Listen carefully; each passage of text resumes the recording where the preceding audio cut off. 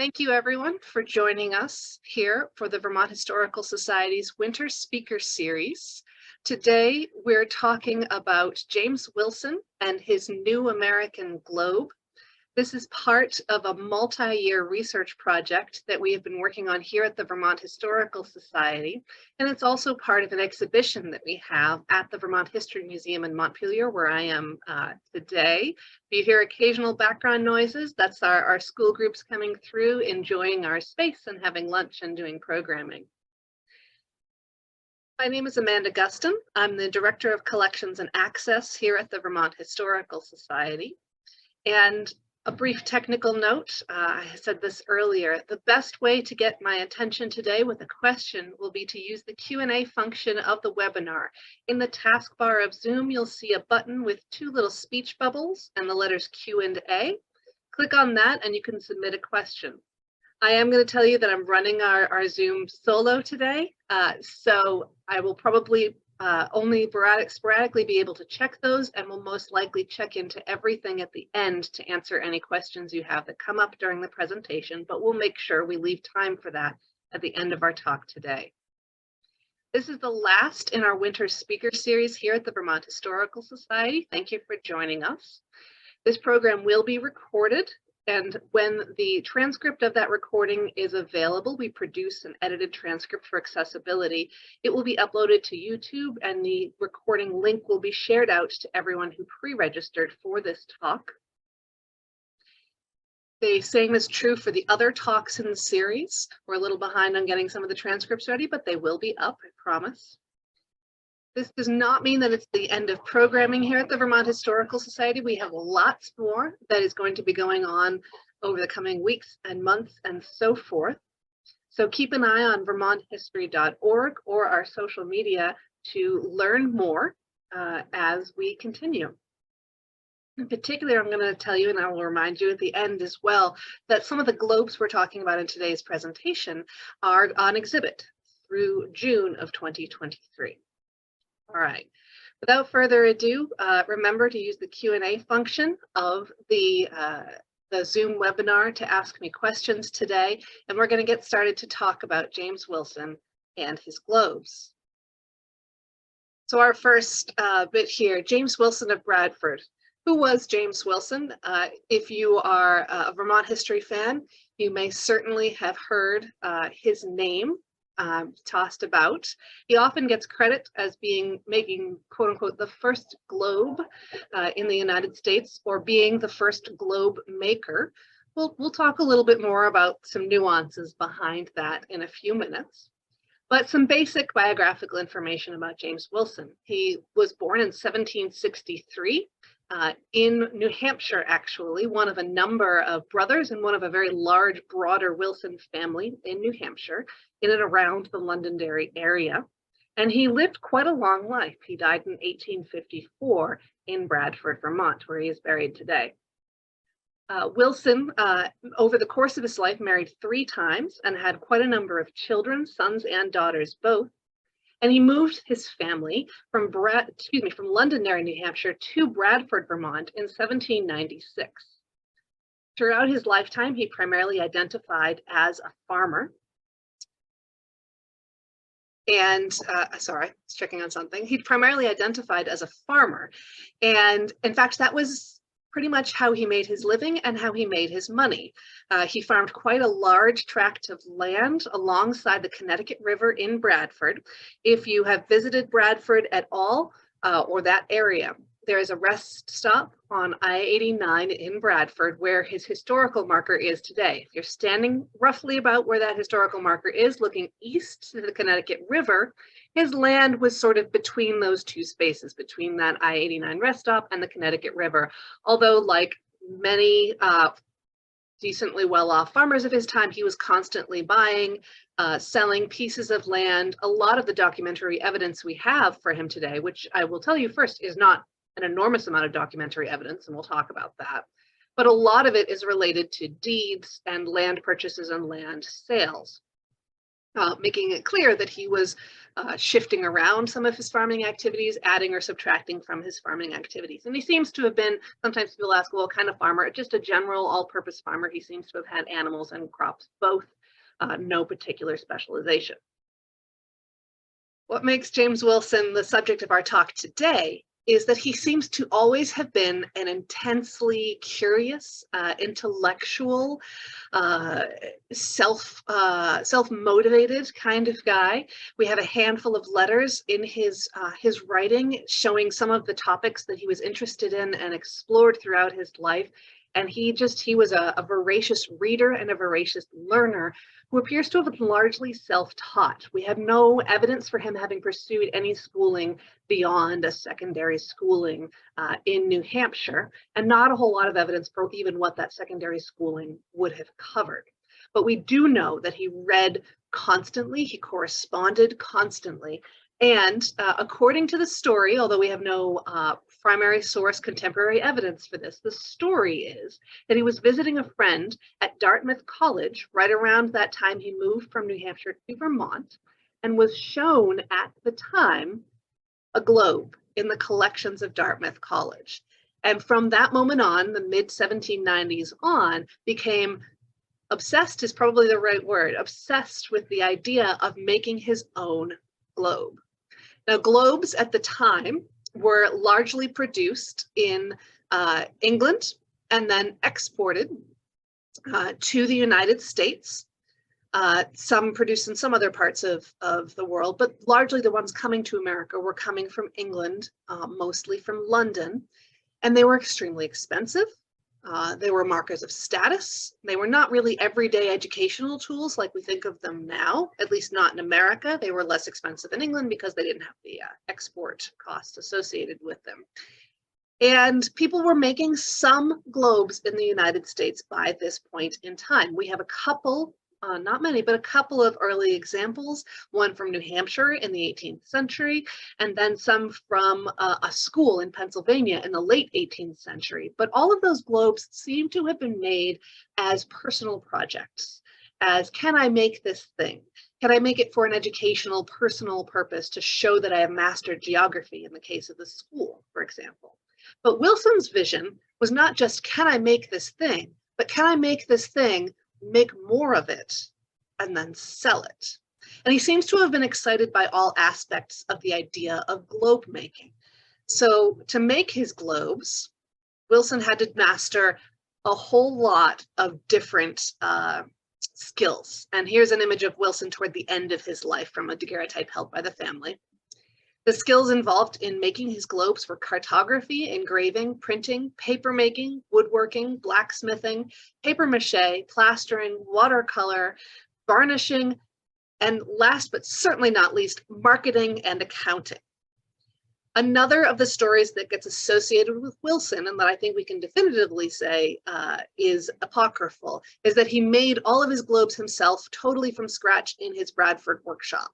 That may have been the case for his very first experimental globes, but by the time he was producing them for sale, he was working within a network of local craftspeople in this area of Vermont, in this sort of upper valley, Connecticut River Valley region of Vermont. He was almost certainly having furniture makers turn out some of the wood framing pieces. There are some accounts later on that suggest he was working with a local paper mill to get the paper he needed. We believe, although we have no final clear evidence, we believe his daughters were doing the watercoloring of the final globes. But we do have some evidence for some pieces of what he was doing himself. We'll talk about the actual constructions of them in a moment. But what I want you to take away from this piece is that, first of all, he absolutely did have to master an enormous number of skills to produce these extraordinary globes. And also that even the skills he didn't master, he had to network to connect and achieve. And I don't think that takes anything away from him, because this is the early 1800s. This is roughly 1795 to 1810 in rural Vermont we're talking about here, that he's got to figure out all these ways to find people who do all these highly specialized skills to make this really extraordinary technical thing, essentially, if not completely, out of his farm wood shop. So I would suggest to you that creating this network of craftspeople, creating this economic framework to have a viable product that he brought to large city markets out of Bradford, Vermont, is also an extraordinary skill. Wilson obviously made his globes, and that is what he's most famous for. He spent most of his daytime job was doing farming. I'm sorry. And I'll talk about that in a minute. I'll talk about what else he did in a minute, but I want to show you what he ends up with in 1810. This is an image of the first run of globe, one of the first run of globes that he produced. This is an 1810 globe made by James Wilson. And there are only 4 of these left in existence. The Vermont Historical Society holds one, and it is on exhibit here at the Vermont History Museum through the end of June if you want to come see it in person. The Bennington Museum holds one, the Bradford Historical Society holds one, and Harvard University holds the 4th. Only 4 of these undated, what we believe to be 1810 globes in existence. Now, I say undated, and that is actually what got us started on this project. We were looking more closely at our globe, which had various dates attached to it in scholarly articles over the years, but no one had really done good substantive primary source research on Wilson or his globe making since the 1960s.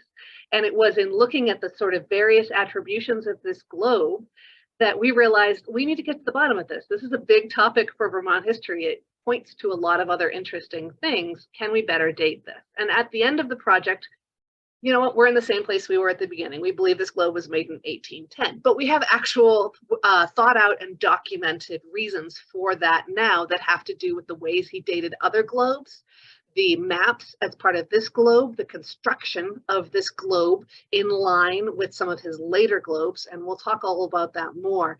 But we believe he produced his first globes for sale in 1810, and this is an example of it.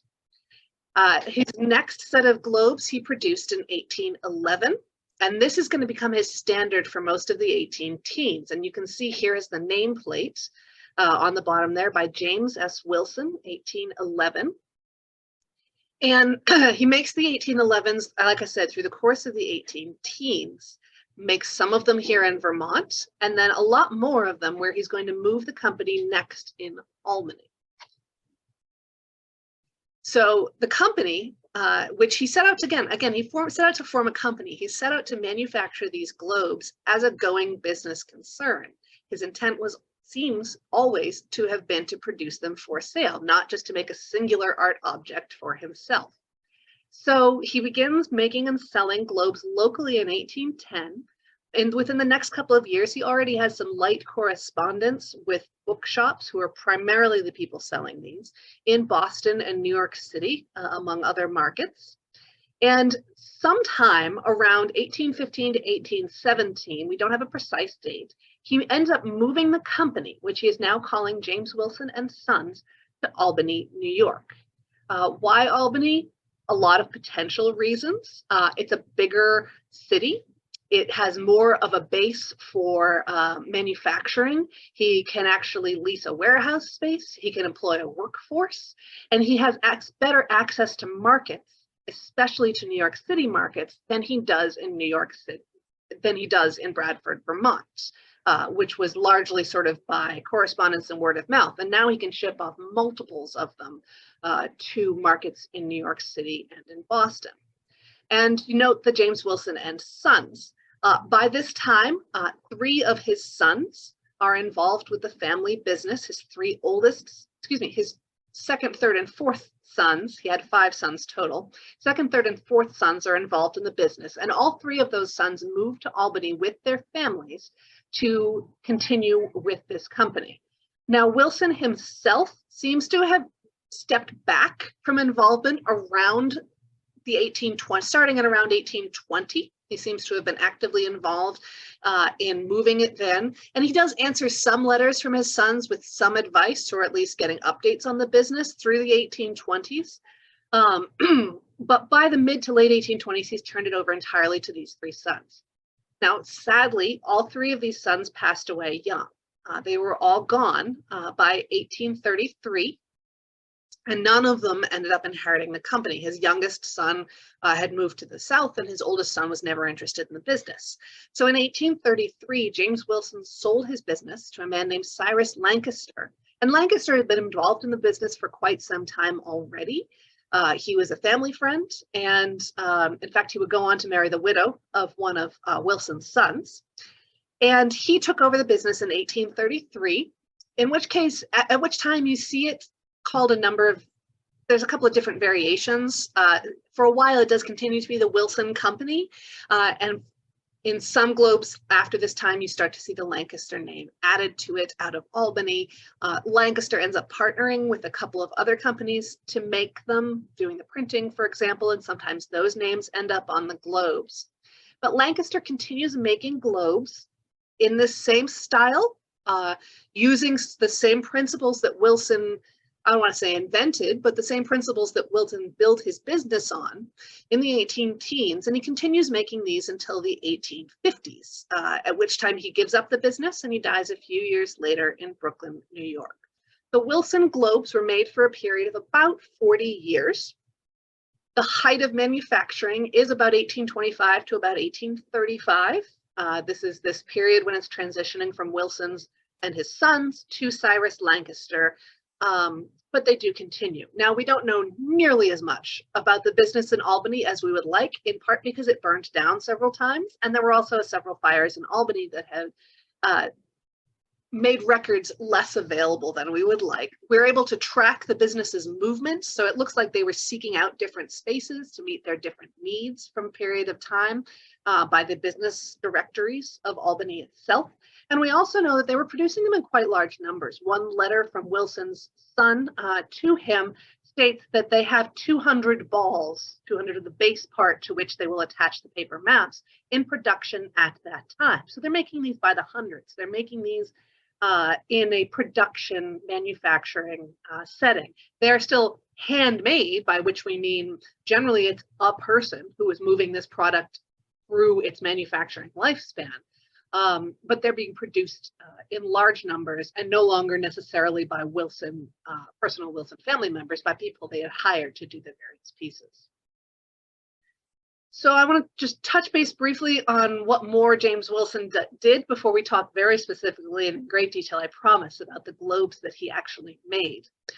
So one of the singular mysteries about Wilson is he mastered so many disciplines and so many skills at such a high level in a way that was largely self-taught. Now, there are some stories about Wilson having traveled to various places to apprentice or seek advice from printers or engravers.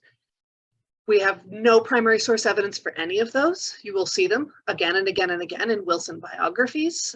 He traveled to Connecticut to study with Amos Doolittle, who's one of the most famous engravers of this era. Again, no actual primary source evidence from this. He probably had some training. He left no evidence saying, yes, I went and did this. There's nothing in Amos Doolittle's papers that indicated any connection to James Wilson, so it's going to remain a little bit of a mystery. We do have some primary source evidence for some other work that he did. For example, James Whitelaw, second Surveyor General of Vermont, whose papers the Vermont Historical Society holds, he did work with Whitelaw on at least 2 or 3 different occasions. And you can see this image here as a scan of one of the earliest sort of large scale maps of Vermont that was engraved by James Wilson for James Whitelaw. And we have actually the correspondence, because we have the Whitelaw collection. We have the correspondence from Whitelaw arranging to pay Wilson for this map. If you come to this exhibit, we reproduced this map. It's 8 foot tall. It looks great. You can get up close and personal with it because it's a reproduction. And you can see the kind of work the kind of enormous work. It's a large map even before we blew it up to large size. It's, I believe it's 36 inches tall. So you can see the kind of detail and the kind of scale that Wilson was doing for other people. He also did some engraving with Isaac Eddy, who was a printer and an artist out of Windsor. And we have a number of Eddy's engravings, and we have a number of pieces, at least one piece for sure, and maybe more, that we know they collaborated on to produce. So James Wilson was also one of the founders of Bradford Academy. in Bradford in the 1820s, where his children went to school and where his daughters later taught. And he was, as I said, an active correspondent, not just with his children, but with his grandchildren. He lived into his 90s. And we know he maintained an active intellectual correspondence with family members throughout his life. There's a wonderful letter he exchanged with one of his grandsons toward the end of his life, in which his grandson is writing him saying, I attended these lectures in Philadelphia when I was traveling. They were on these topics. And in particular, this particular lecture series was on some really nitpicky, in-depth theological and philosophical considerations of the Bible and of what at the time was modern religions, as the 1840s. So we know that Wilson had what you might call a deist perspective on both religion and science at the time, which was a common strain of religious thinking among America's, some of the founding fathers, for example, the belief that there is a scientific component to religion. You often hear a shorthand for deism as God as a watchmaker, God who put together the world as a watch in order with certain natural laws. And that seems to have been Wilson's perspective as well. And I think the thing I want you to take away from thinking about Wilson as an active correspondent, someone who's interested in these things, is that he just had the most intensely curious, never-ending interest in the world. He must have been just an absolutely fascinating and possibly partially exhausting person to correspond and to be with and to converse with, because his brain just never stopped and it was always learning and seeking out new things. Towards the end of Wilson's life, he produced this piece, which we're lucky also to have on exhibit at the Vermont History Museum as part of our exhibit. It's an orrery. An orrery is a mechanical model of the solar system, and they can look like a lot of different things. This particular one models the movement of the Earth and the Moon around the sun. You could turn various cranks and it moves and it shifts around to rotate as it would throughout a year. And it's 100% handmade by Wilson in his shop. He apparently made 3 of them. This is the only one that survives, and it's held in the collections of the University of Vermont today.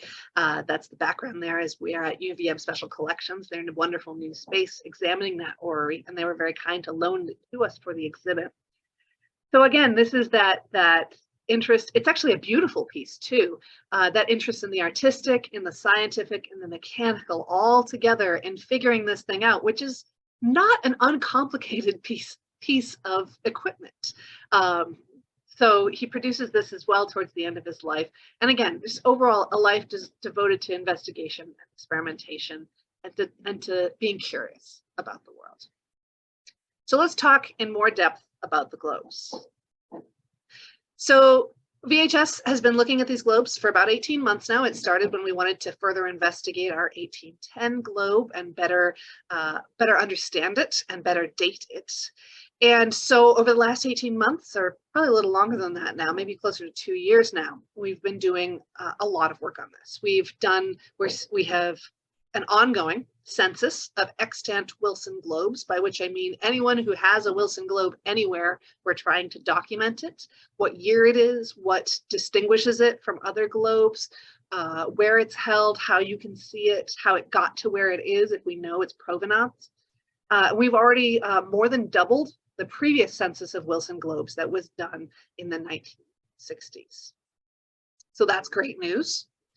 We are also looking at as many of them in person as we can. We've looked at close to 30 of them. In that image there, you can see myself in the red sweater and Teresa Teixeira Green, our collections manager, in the beige sweater, looking at a globe that is on exhibit at the Museum of Fine Arts in Boston. It's an 1811 Wilson globe, looking at that closely and carefully to compare it to the other Wilson globes that we looked at.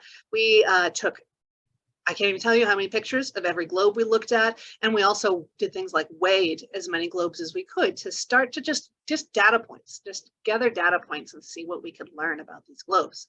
We've done extensive re-examination of primary sources and in fact found some new ones by connecting with Wilson family members and others who had materials that are held in private collections related to Wilson, some letters and some materials related to globe making as well. And we really, you heard me say a couple of times, the stories say, or We have no evidence of this, but people say, because so much of what has been passed down about Wilson and his life and work is apocryphal. It's a story that got started somewhere in a place that maybe was not from Wilson himself, or from any evidence from people who are close to Wilson or lived contemporary to him.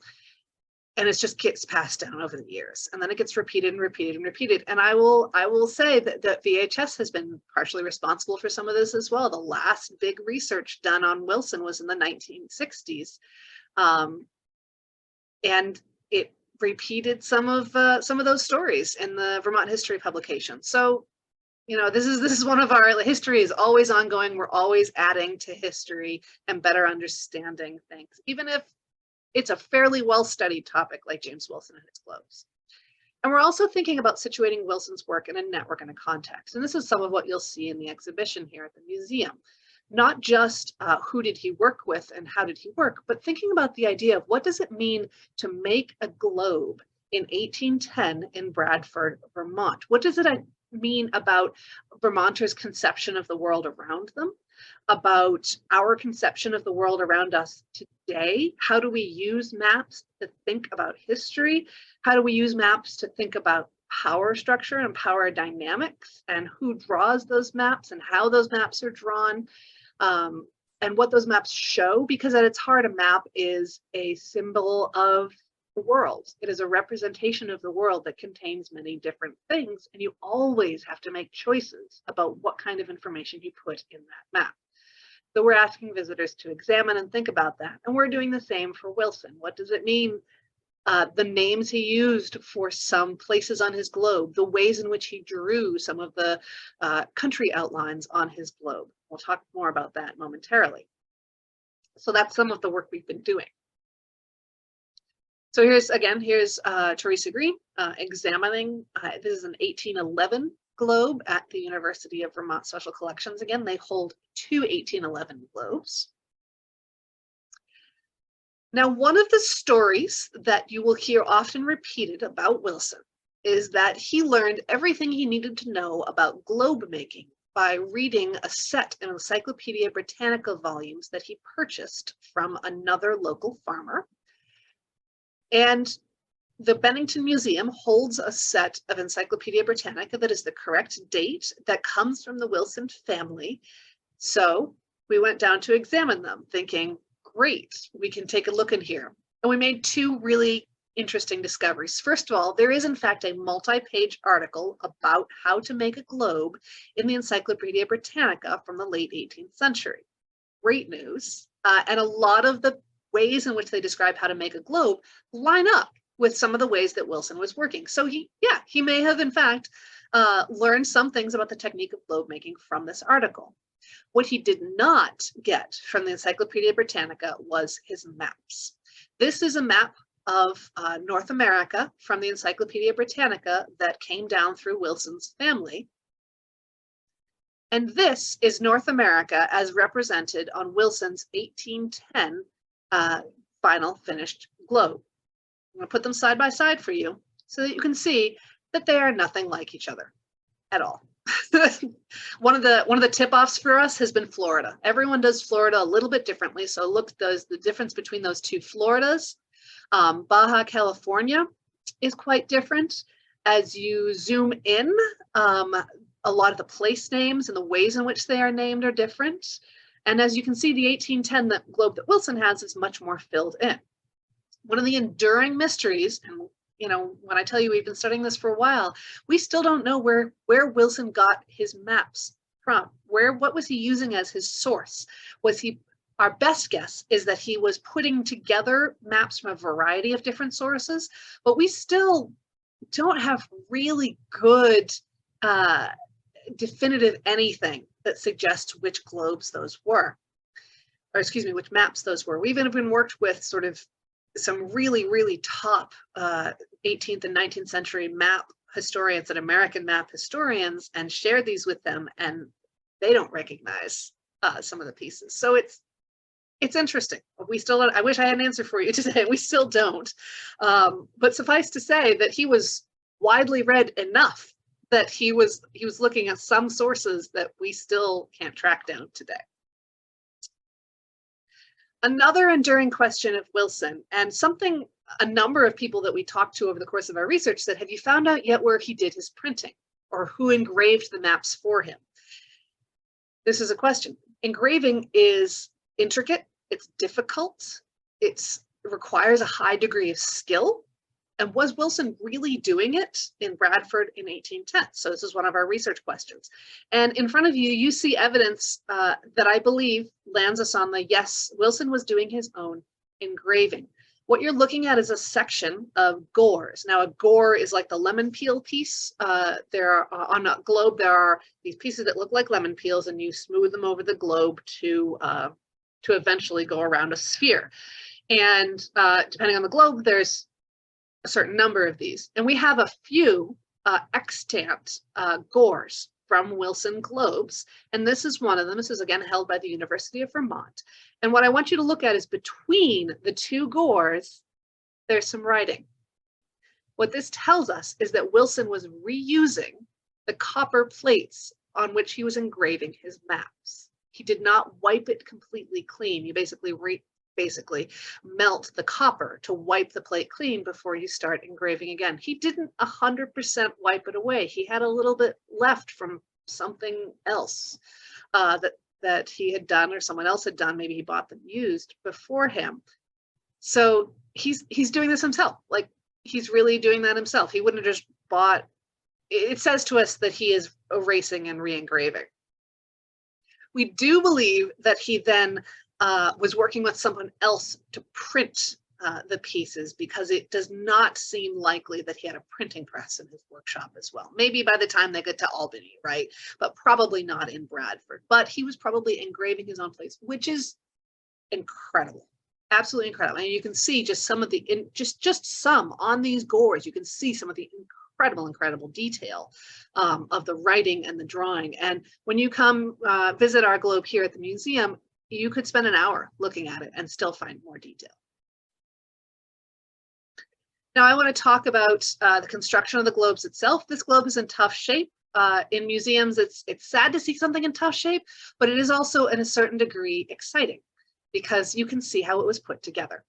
So this damage to this globe lets you see that Wilson's construction. So Wilson would have started with a wooden sphere. He would have smoothed paper mache over that sphere to create two half spheres. And by paper mache, you know, I think of paper mache like newspaper strips making Halloween costumes as a kid. Think about this more like a pulp, a paper pulp that would have been smoothed over the ball to make a much more sort of smooth and a slightly thicker half sphere.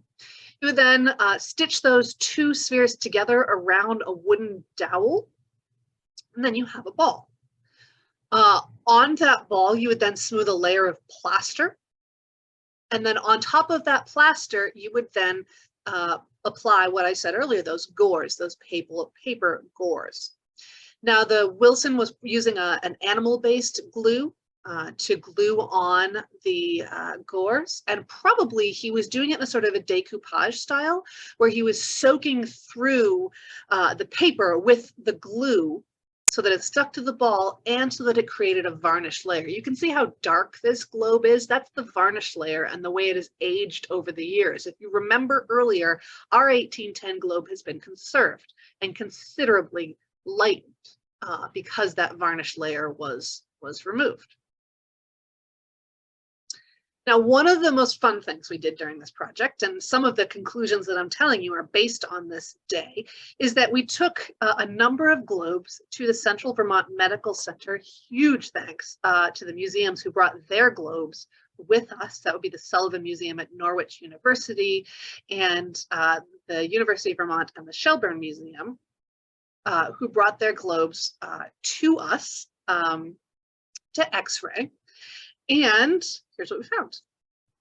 All right, here are some globes, and I want to show you. These are two different UVM globes. UVM, I mentioned this, has two 1811 globes, and this X-ray allowed us to confirm what we suspected, which is that some of the 1811 globes are made in Vermont and some of them are made in Albany. And some of the 1811 globes fall a little bit more in that experimental early circa 1810 style of Wilson's globes, and some of them are in the more standardized Albany style. And there's like only one or two exterior visual clues as to which of these we were. But the left-hand one you can see there with the just long pointy bit, that is the standardized Albany globe. And you can tell because all of the globes have a counterweight that helps them spin evenly. You know, when you think about adding this plaster to this paper mache, there's a lot of potential there for it not to be a perfect sphere. And he was doing some turning to smooth it out, but still not perfect. So he would have added a counterweight to help it spin smoothly within its frame. Now on the other globe, you can see that what we see in some of the earlier globes, which is that in some of the early globes, he used a bag of shot, like gunshot, little lead balls from a gun to make that counterweight. And in this globe here, that bag of shot has actually broken. And you can see the little lead balls have gotten, they're no longer loose, they've solidified into place over the years, but at one point they were loose inside that globe.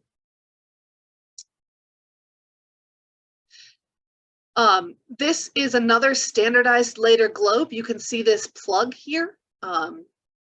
This is a sort of, I believe this is one of the 1830 globes that the Vermont Historical Society holds. So you can see it's a standard size. I want to show you, point out a couple of other things, and actually I'm going to go back to show you those. You can also see on the right-hand side one there, you can see that wooden dowel that I mentioned, the paper mache is stuck to, and you can also see the nails on the top and the bottom that were pounded in to hold that paper mache to the dowels. And some of the damaged globes, and one or two of them, you can see the nails underneath that. It was also through these nails that he attached the outside meridian ring, which is the metal piece on the outside of the globe that helps it to spin freely. You can see the meridian ring across the center here. That's metal, and that's why it's showing up there. And looking, this is a top-down look as well. You can also see the pin, and we'll look at a close-up of that in just a second, but you can see the pin that helps secure it in the base of the globe. One of the things we looked at very closely across all of the globes as well was the wooden frame making for the globes. And we looked at sort of the woodworking skills that you would need to make them.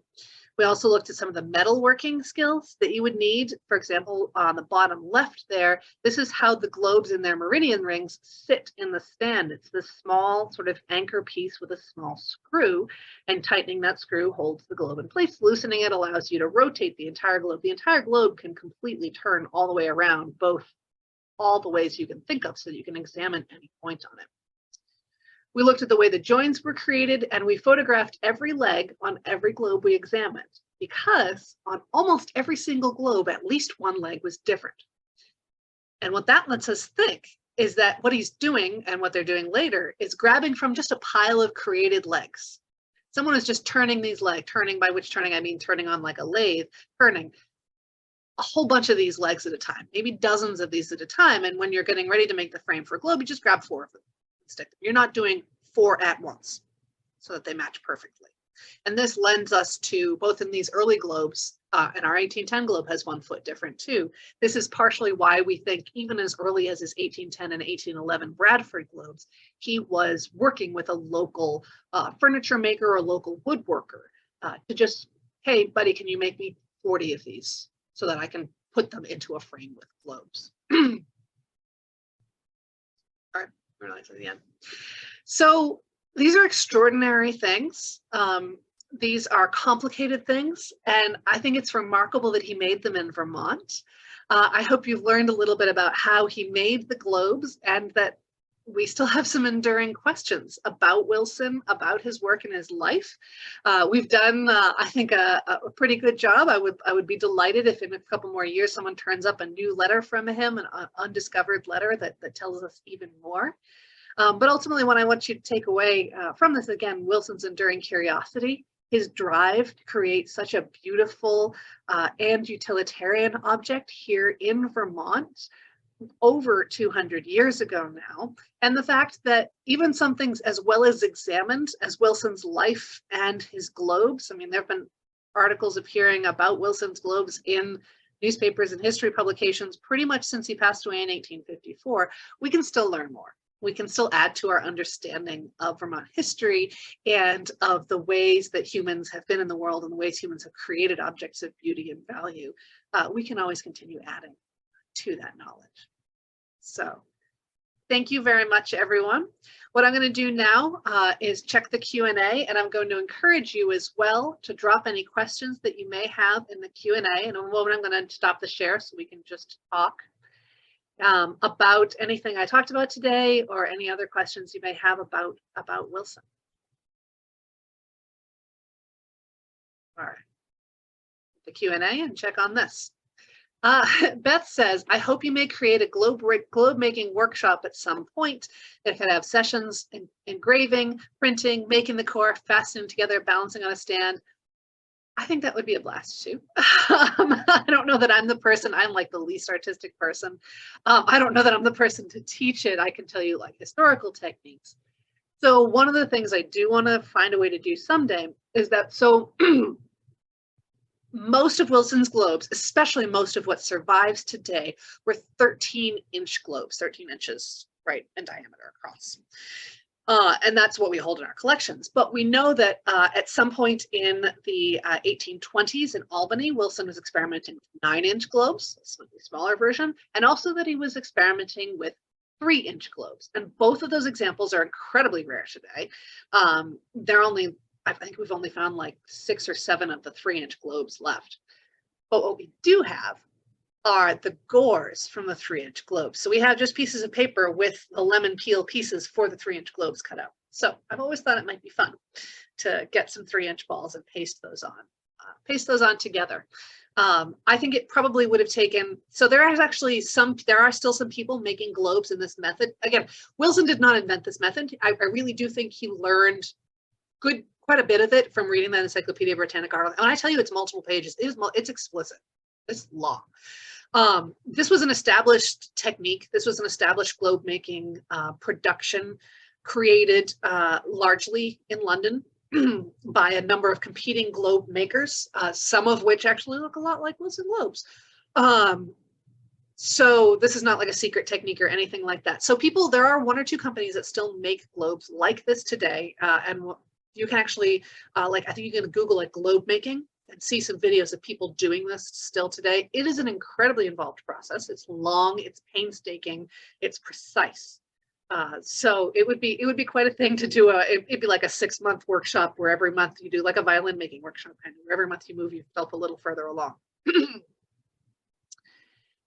Has there been any thoughts of recording a close-up of one of the globes so that we can view it clearly? I really enjoyed visiting the exhibit, but I'd love to look at it more carefully to appreciate the details, and it was not easy to do in the cases. Are there any reproductions of the globes available? There are no reproductions available to my knowledge of Wilson's globes. However, there are a couple of people who have done high-resolution 3D scans. And I don't mean like 3D scan like you could reprint them, but like a whole 100-degree scan of a thing, so you can like move it around. And one of those is I am blanking on the name, I apologize, is a map collection based out of Stanford, donated by one person who has just extraordinary map collection. And they have scanned 2 of their Wilson globes. So Wilson produced primarily terrestrial globes, but he also produced some celestial globes of the night sky and sold them together.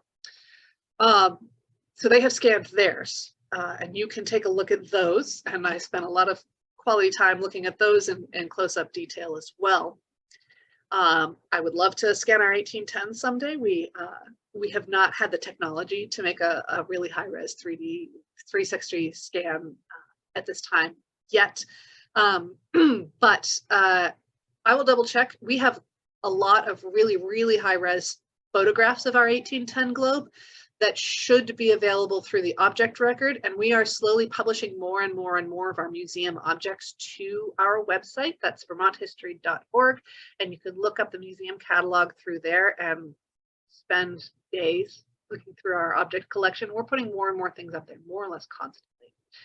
So I'll make sure that the Wilson Globe is one of the things. I'm pretty sure it is, and I'll make sure it is if it isn't, and then it has some of its high-res pictures on there so that you can look at them in more detail. Because there's a lot, like if you're a kind of person, I know there's a lot of people out there who really love to look at old maps and see the differences in both geopolitical, you know, what a country was named and where its borders were, but also like geographical, like Wilson's Japan on the 1810, like if it weren't labeled Japan, you would not know it was Japan. Or if it weren't in the like place it's Japan, it's just not, doesn't look anything like Japan. He clearly was working from some maps that were not quite there. And similarly, on his 1810 globe, he doesn't include Antarctica. It's just not there. He was reading a source that didn't yet know there was a southern continent. On his 1811 globes, half of Australia is missing. Still haven't figured that one out because it's there in 1810. The bottom half of it vanishes, like someone just took an eraser and just wiped off the bottom half of Australia in the 1811s, and then it comes back the next time he does terrestrial globes in 1820. So he's clearly looking at some different map sources there and adjusting based on those. Check the Q&A again here. A great gift shop. We need a Wilson Globe in the gift shop. I would not even venture a guess as to what it would cost to reproduce a Wilson Globe, a faithful reproduction of a Wilson Globe today. It would be a luxury item for sure. You do still occasionally see them for sale through auctions. There was one that went through a Vermont auction 6 to 9 months ago, closer to 9 months ago now, I think. And it's not an inexpensive thing to purchase for your collection, but a lot of people do own them in private collections. There are a lot held in library and museum collections, but they are also held in private collections today. We're going to give it another few minutes for Q&A. So please remember to use that Q&A function at the bottom of your Zoom screen if you have any other questions. I would also encourage folks to come see. They're going to come off exhibit at the end of June. And they're probably going to go away for a while because they've been out. We try to rotate objects in and out of collection storage for their own preservation. So if you want to see these up in person, what we have is our 1810 globe, and we have 2 1830 globes from the Albany era, excuse me, a terrestrial and a celestial, as well as that orrery, that model of the solar system, some information about Wilson, and that stunning Whitelaw, Vermont map on the wall. Any mentions of Wilson and the Whitelaw materials? Yeah, one that we know of so far. A letter, a correspondence between Wilson and Whitelaw settling payment for the copper plates for which Wilson created for the map of Vermont that he did. But we know Wilson did at least one other map for Whitelaw. A smaller map of the northeastern United States and another smaller map of Vermont. There may be more in the Whitelaw materials for those Whitelaw, second surveyor general of Vermont. They were contemporaneous. They were living not too far from each other. The Whitelaw materials are not fully processed or cataloged. Excuse me, let me correct myself. They are fully cataloged, but they don't have a final finding aid for them. Would love someone to to make one if there are any volunteers out there who think, because it's an enormous collection. We may hopefully be working on it soon. I think there's probably a lot of really good stuff in the Whitelaw collection, but for sure at least one mention of Wilson that we know of. Dinah asks if there are descendants in Bradford. To my knowledge, there are no longer any descendants in Bradford, but there are Wilson descendants through his daughters. Particularly, he had 3 daughters, all of whom did stay in the Bradford area.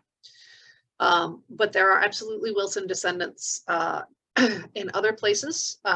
We were very graciously welcomed by one in Maine who showed us some family collections that she held, and other Wilson descendants have donated materials to UVM some years later. And our 1830 set of globes was donated by a Wilson descendant to the Vermont Historical Society. So there are still some Wilson descendants. I don't believe any of them are named Wilson anymore because they descended through his daughters. And I don't believe any of them are in Bradford. So, yep, there are some out there. Going to give it another few minutes for any other questions that folks might have. Just going to stare awkwardly at the screen for you. All right. If you have any questions, please do reach out to the Vermont Historical Society or to me personally at the Vermont Historical Society, and we'll try to answer them for you. Make sure you come see the Globes in person, and make sure you stay connected to the work of the Vermont Historical Society by following us on social media, checking out the website, vermonthistory.org. We're going to be changing over the exhibits. They're going to be reopening July 3rd with some really cool stuff. So we'll be sad that the Wilson Globes are going away, but there's going to be some really good stuff coming back. I'm going to put up our final thank you slide here. And I hope you all have a lovely rest of your day. And please do reach out to us with any questions about Wilson you have.